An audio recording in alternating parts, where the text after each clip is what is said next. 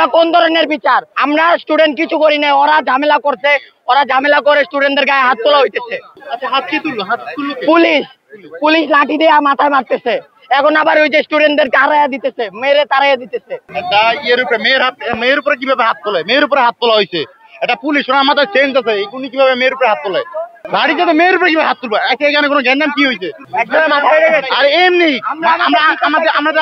আমরা আমাদের বিচারের জন্য আন্দোলন করতেছি। আমরা আন্দোলন করার কারণে তারা আমাদেরকে লাঠি দিয়ে ধাওয়া করে, যার ফলে স্টুডেন্ট সব পালায় যেতেছে। আপনি আমরা বলেন সঠিক কয়জন মারা গেছে? আমরা বলেন এক্সাক্ট নাম্বার বলেন। আমার একটা ক্লাস অ্যাটেন্ডেন্স কম 40 জন থাকে, সেই জায়গায় একটা ক্লাস 20 জন মারা গেছে। 20-22 জন কিভাবে মারা গেছে? দুইটা ক্লাস ফুল ব্লাস্ট হয়েছে।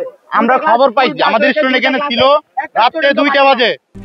RICL TMX, যুগের পর যুগ স্থাপনা থাকে মজবুত। রাত্রে এখানে লাশ চুরি হয়েছে এবং কি আগুন নিভানোর সময় লাশ চুরি হয়েছে। আমাকে বলেন লাস্ট যে কয়টা বাইর করছে সে কয়টা তারা বলবে। এমনকি চামড়া ছুঁইলে গেছে শত শত পোলাপান, উনি 20 জন বাইর করছে, উনি 20 জনের কথা বলবে না?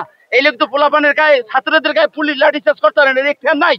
তাদের দাবি যদি না নেয়, তাদের সাথে ভালোবাসা দিয়ে মহব্বত দিয়ে কথা বইলা স্টুডেন্ট দিতে দেবে। স্টুডেন্ট যাতে উত্তেজনা না হয় সেভাবে ভদ্র ভাষা তাদের সাথে আচরণ করা। আমরা নিজেরা রাত 2টা বাজে পিছনের গেট দিয়ে পিছনের গেট দিয়ে ঢোকা হয়েছে। তখন আমরা দেখেছি অ্যাম্বুলেন্স দাঁড়া করানো, অ্যাম্বুলেন্সের ভিতরে লাশ ঢোকানো হচ্ছে।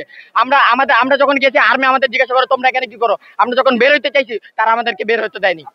আমাদেরকে এমনকি তারা স্যারদের, এমনকি যারা সংবাদ বলতেছিল, স্যারদের কাছ থেকে ইনফরমেশন নিতেছিল, তারা স্যারদেরকে মারধর করে স্যারের টিচার্স রুমে রেখে দেয় এবং তারা তাদের এই সংবাদ প্রচার করতে দেয়নি। সংখ্যাটা 100+ হতে পারে। 100+।